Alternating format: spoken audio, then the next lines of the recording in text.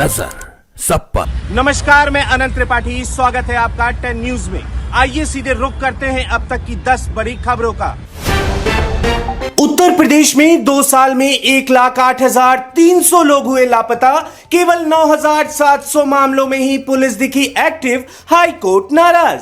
Al Falah university का chairman Jawad Ahmad Siddiqui गिरफ्तार, करोड़ों रुपए के फर्जीवाड़े का आरोप। वॉशिंगटन पोस्ट में बड़ी छटनी, शशि थरूर के बेटे ईशान की भी गई नौकरी, लिखी दर्द भरी चिट्ठी। भारत को किसी भी देश से तेल खरीदने की आजादी, रूस ने दिया ट्रंप को 2 टूक जवाब, कहा कुछ नया नहीं।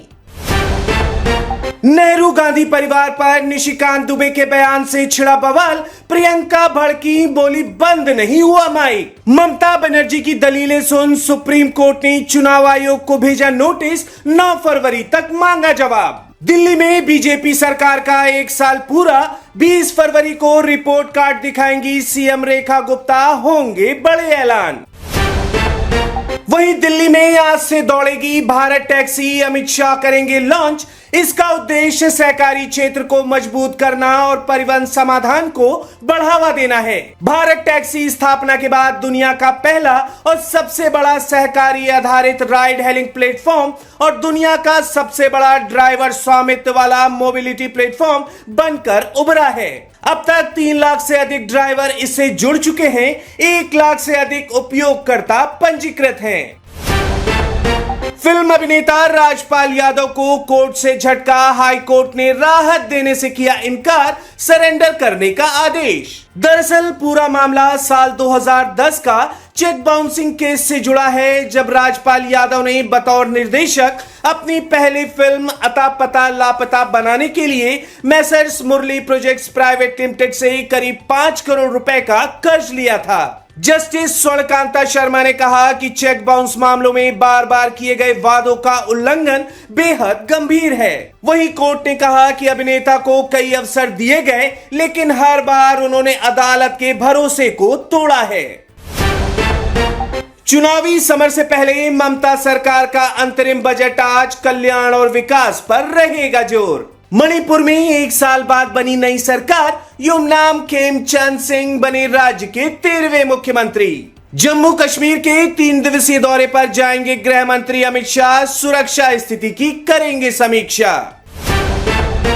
नाइजीरिया में इस्लामिक कट्टरपंथियों ने बहाई खून की नदी, 2 गांवों में घुसकर किया 162 लोगों का नरसंहार। इजरायली सेना को मिली बड़ी कामयाबी, हमास आतंकी सेल के चीफ मोहम्मद इस्लाम हसन अल अबील को मार गिराया। ईरान और अमेरिका ओमान में परमाणु वार्ता करने पर सहमत, ट्रंप ने फिर दी खामनेई को सख्त चेतावनी। क्रिप्टो मार्केट में हाहाकार से उड़ गई सबकी नींद, क्या कौड़ियों के भाव बिकेगा बिटकॉइन? आंकड़ों पर गौर करें तो महज 1 महीने में बिटकॉइन की वैल्यू 18% तक गिर चुकी है। जब बड़े खरीदार शांत बैठ जाएं और आम रिटेल निवेशक डरे हुए हों तो बाजार में लिक्विडिटी का संकट पैदा हो जाता है। यही वो स्थिति है जो कीमतों को तेजी से नीचे की ओर धकेलती है। इतना ही नहीं, अपने $1,26,198 के ऑल टाइम हाई के स्तर से अब तक यह करीब 40% टूट चुका है। बाजार में लिक्विडिटी का सूखा पड़ा है और नए निवेश के दरवाजे लगभग बंद नजर आ रहे हैं।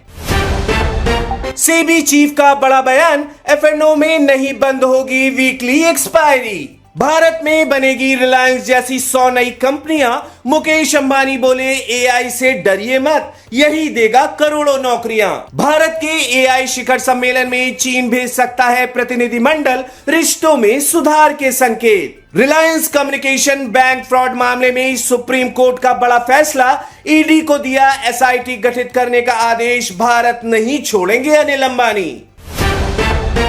भारत अंडर 19 टीम ने रचा इतिहास, लगातार 6ठी बार विश्व कप फाइनल में पहुंचकर तोड़े कई बड़े रिकॉर्ड।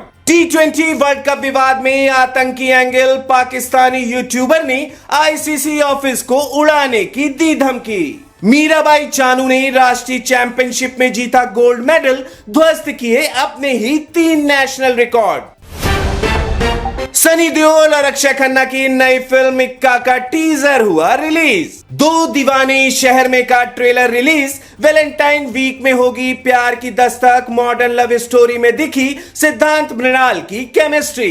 AR रहमान विवाद पर सुभाष घई का समर्थन। बोले बेवजह सांप्रदायिक रंग दिया गया। द केरला स्टोरी 2 का पहला गाना रिलीज। साथ हीरे के साथ धमाका करने वाली है फिल्म। तो ये थी अब तक की 10 बड़ी खबरें देश विदेश की। और भी ताजा तरीन खबरों के लिए जुड़े रहिए 10 न्यूज के साथ। नजर सब पर। नजर सब पर।